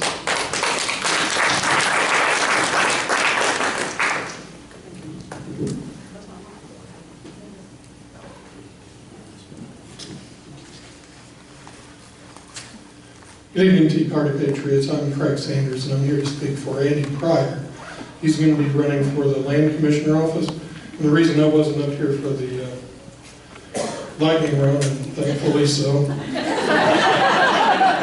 is because you will not see him on your primary ticket. Andy is running as a third-party candidate. He is a native Texan, very conservative Christian Tea Party patriot, and he's running with the America's Party. He would like for me to, one, thank you for the opportunity to speak, and two, apologize for a scheduling conflict he had. He was prior engaged in East Texas. His mission is to make sure that if one of these wonderful candidates we saw tonight are not on the ballot, that you still have a conservative Christian candidate to vote for. So he wants to be your safety net.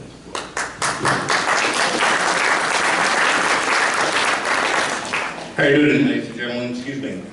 My name is Judge Div Waldrop. I'm running for the Court of Criminal Appeals against Ms. Slaughter, as well as another individual from San Antonio. I am the only candidate that is running for this race that has tried over 100 felony jury trials personally, is board certified in criminal law. The other two candidates are not. The only candidate that's been an elected district attorney. The only candidate that's been a police officer in this race.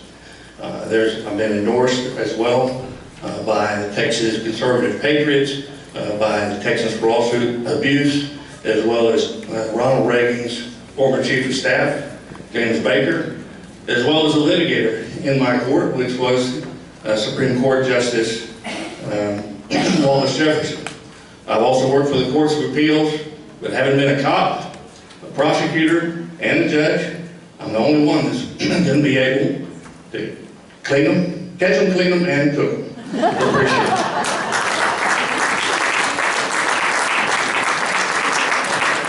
So I'm really impressed with people that can come up here and do that in 45 seconds when we gave everybody else 6 minutes. So thank y'all for driving up here and being here. I'm sorry we couldn't give you more time. If you are a local candidate, actually let's start with, there's like, I don't know, a couple hundred people that are running for CD6. How many of them are here? Let's do them first all at once.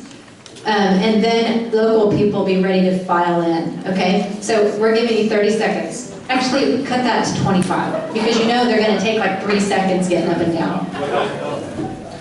Thank you, and good evening. Thank you for the opportunity for me to introduce myself. I'm Ken Cope. I'm running for U.S. Representative of the Congressional District 6, which is Southern Tarrant County, Ellis, and Navarro.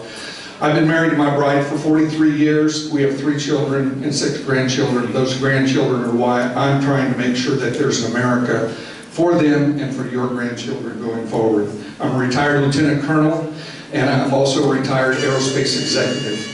Those 2 things provide me with the leadership and business experience necessary to take to Washington to work effectively in that area. I stand against the IRS. I'd like to see it eliminated. I'm looking at reducing health care costs as I get there. I'm looking at stopping wasteful government spending, auditing the Fed, and there's a few other things like the national debt I'd like to do, and common sense immigration. Common sense immigration is very important.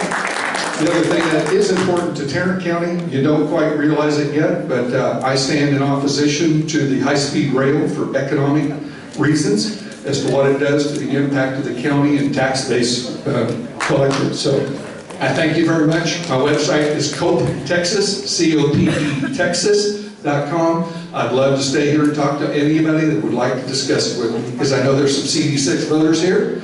And thank you very much. God bless you.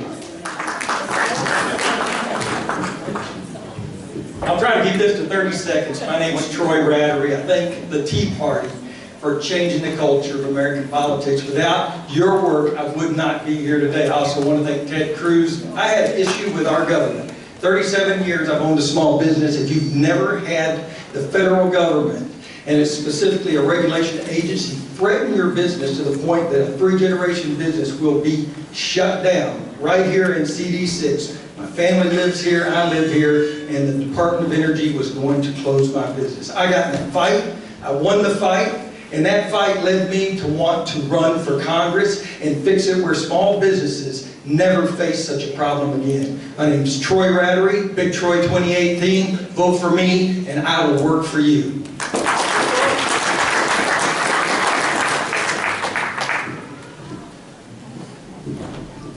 Good evening, ladies and gentlemen. I've been here before you many times before. I am the incumbent district clerk for Tarrant County. I did get an opponent the last day of filing who had run against me twice as a Democrat. And now he says at age 72 he's a Republican. I have endorsements from all the conservative candidates.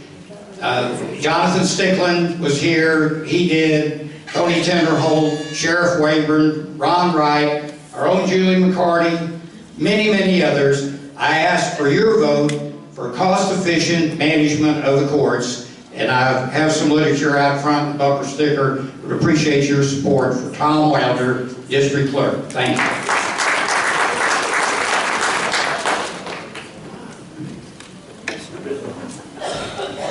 Good evening, everyone.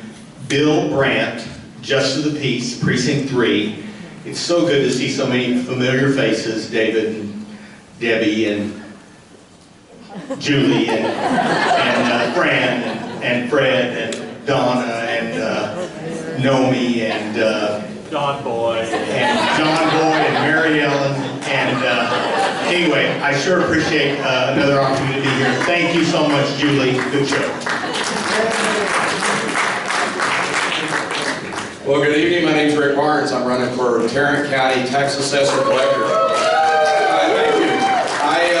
The day that I made the decision to switch from running for party chair to running for this position, I received about 45 phone calls, and about 30 of those came from people sitting in this room right now. And so I really appreciate you guys. I appreciate your support. I appreciate everything that you stand for. It's good to be back before you. It's good to run for a really solid quality office where I think I'm the only solid Republican running for the position out of the board that are running. Thank you very much. I hope I get your support on election day.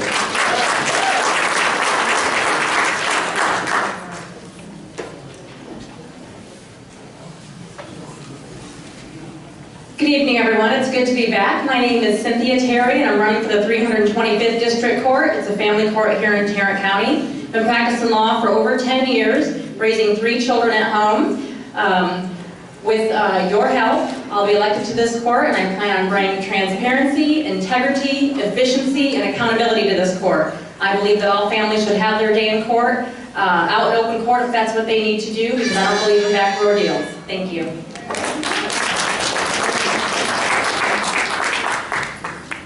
Good evening, everyone. I'm James Munford. I'm the Associate Judge, 322nd District Court, and I am running for the judge of the 322nd District Court. Judge Nancy Berger is retiring at the end of her term. I have been licensed to practice law for 36 years, since 1981. I'm board certified in family law. That's the family court I'm running for 28 years, and I've sat as the Associate Judge for 10 years. I have a proven record of conservative values. I appreciate your vote. Thank you.